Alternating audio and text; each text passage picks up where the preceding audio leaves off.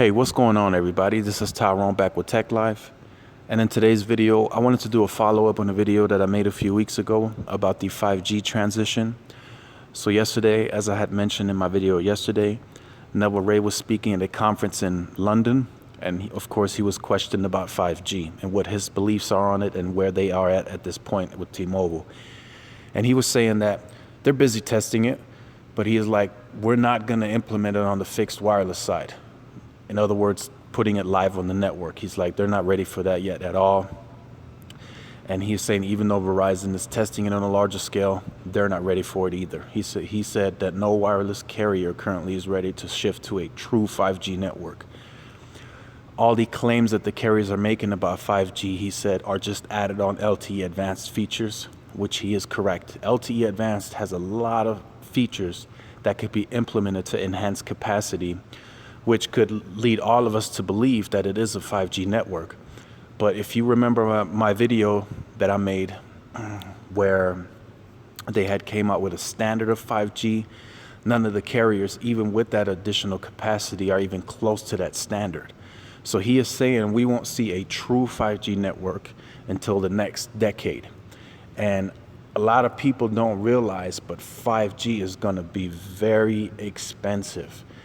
So at this point, I'm even considering, well, just in my opinion, that a fifth carrier should even come into play. Maybe US Cellular get a larger scale, a larger footprint. We're going to need a fifth carrier, I think, that will divide the pricing across the nation so we can have lower pricing. If we trim it down to 3, let's just say T-Mobile and Sprint merge, then pricing is going to go skyrocket. It's going to get very, very high. And he was even quoted saying that, as you can see, the cost of deployment, the density of deployment, and the challenges associated with 28 gigahertz and the propagation, especially for the home, are just too much. So he's saying currently to get that rolling on a nationwide scale, on the larger scale, it will just cost the carrier entirely too much.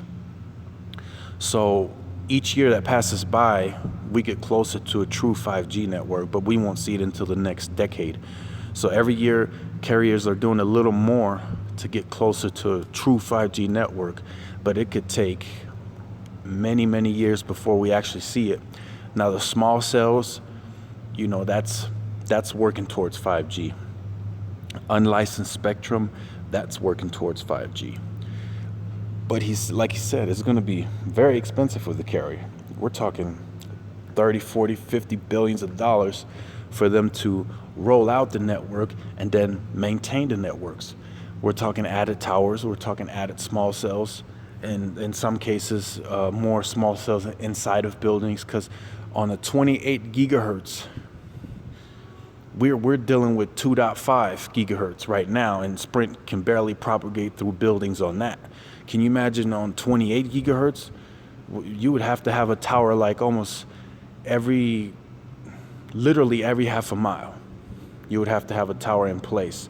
And especially now that carriers are trying to bring the internet into your home, as far as Wi-Fi, they're going to have to really ramp up upgrades. And it's going to get very dense and very tight. So prices are getting ready to go up in the future.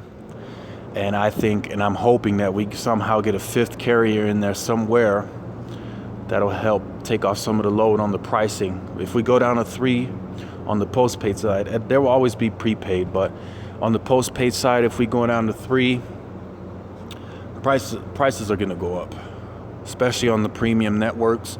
And the carriers, where they're headed, especially if we trim down to 3 and T-Mobile and Sprint do merge, then all the networks are going to be considered premium. So you're going to have to pay a premium price on the postpaid side, no matter what carrier you go to. And a lot of people, you know, they feel like they don't want to pay for a premium network. They want a great value, but still have a good network. So it's going to be crazy. It's going to be very intense, very competitive. So I will definitely keep you guys up to date on that. But like I said, I don't think a lot of people realize how expensive 5G is really going to be. So definitely stay tuned to the channel. Just wanted to have a little talk with you guys this morning. Leave your comments in the comment section. Let me know your opinions on 5G. Is it really necessary? I think LTE Advanced could be a great standard of a network. It could be very fast, very efficient with small cells and added towers. So definitely give these videos a thumbs up. It keeps me motivated, keeps me going. Like, share, subscribe. And this is Tyrone with Tech Life, and I will see you guys in the next video. Peace.